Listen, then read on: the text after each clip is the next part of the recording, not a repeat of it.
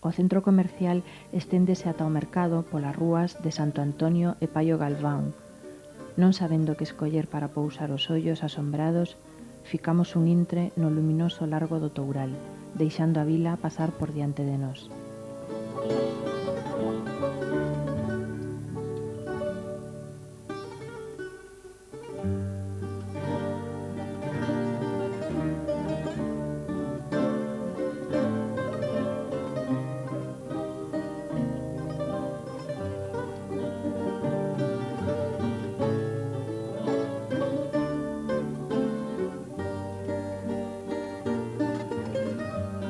E entre tantas rúas, prazas e largos, como non percorrer o paseo dos saúdos e os sorrisos que se engarzan fiestra tras fiestra nunha muralla máis que delimita a hospitalidade da cidade. Saímos do casco histórico para retratar os barrios do traballo. Joaquín Oliveira modela na arxila unha parábola do amor, a cantariña dos namorados. Este oleiro atesoura nas súas mans a concavidade e o ritmo precisos para construir unha agridoce figura.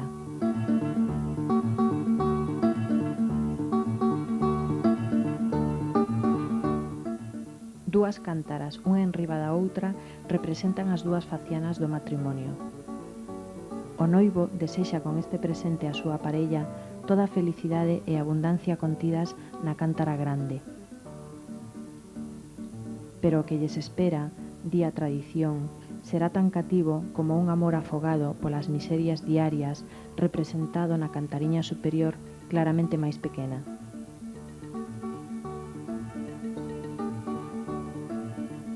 Esta figura segue sendo unha das pezas típicas da artesanía vimaranense, xunto cos bordados en liño, os forxados en ferro ou os traballos en coiro. Guimaraes ten hoxendía unha das máis importantes industrias de calzado de Portugal, fabricado en pequenos talleres que aseguran a participación no mundo laboral de moitas familias.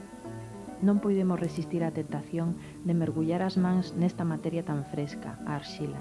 Ela mostrouse dócil e divertida, coa súa mellor disposición para nos procurar algunhas formas honorables neste paseo polo tacto. A cidade traballadora garda tamén a mestría doutros oficios tradicionais. En Guimaraes se conservan varios oficios aínda de artesanía, entre eles o de bordado. Viñemos visitar un centro onde se fai todavía os bordados propios de Guimaraes.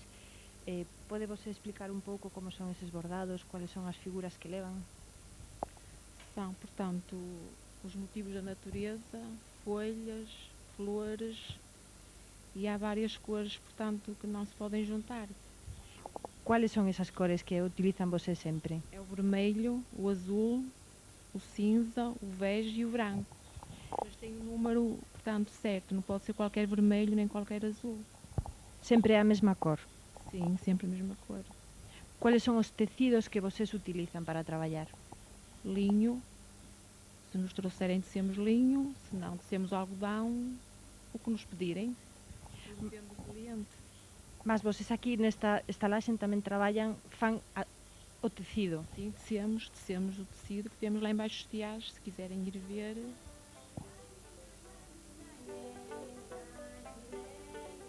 Nos derradeiros anos, a cidade pon especial cuidado en conservar os seus vencellos co pasado. Non só se consideran patrimonio os obxetos resultado dos antigos oficios, senón tamén eles mesmos. Recupéranse técnicas tradicionais de tecido, de labrado da pedra, de olaría, como cancións de pobo que pasan colleita tras colleita de xerazón en xerazón.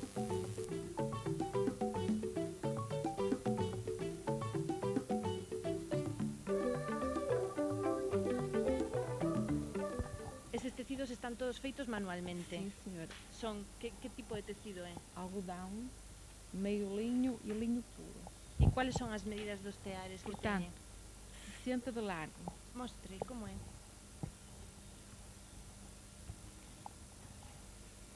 A largura é esta. Comprimento faz-se os metros que se quiser, mas de largura... Só isto? Non se poden facer pezas máis emendadas, Sí, fazem em partes, que era assim que as pessoas antigas trabalhavam. Sí. Faziam partes e depois emendavam. Sí. Prontos. E era assim que davam as larguras maiores.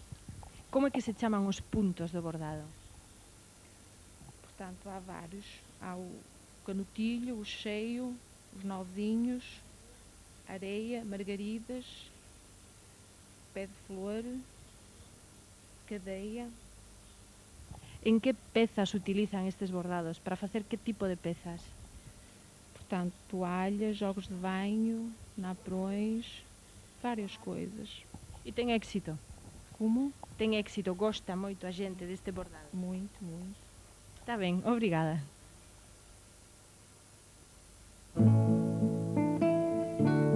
Saímos a tarde xa despregada no ar, pousada apenas sobre as pedras, dentro e fora da muralla. Quen sabe xa o que estar fora ou dentro? A muralla de Guimaraes aparece polos corredores das casas, nos portais, as fiestras, como unha arraigame teimosa e salvaxe. Na antiga Casa dos Liños, no largo da Condesa do Xuncal, un pano da muralla se integra na recente estructura como potente presencia da memoria, valado de outrora onde se detiñan os non gratos. Ou é que a cidade simplemente cabalgou por riba das pedras ergueitas, expandíndose no devezo dos ríos, das veigas, do mundo vexetal extramuros.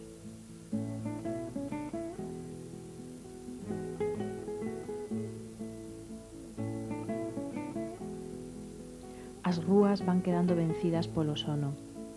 Só un arrolo de vida interior transgrede o silencio. Descansan as mans industriosas de Guimaraes. Os nenos durmen despois de refregarse ben por todos os buratos da cidade. Cando xa non hai nin tolos nas ruelas, aínda ficamos nós, viaxeiros de cámara e caderno, na procura dunha derradeira visión.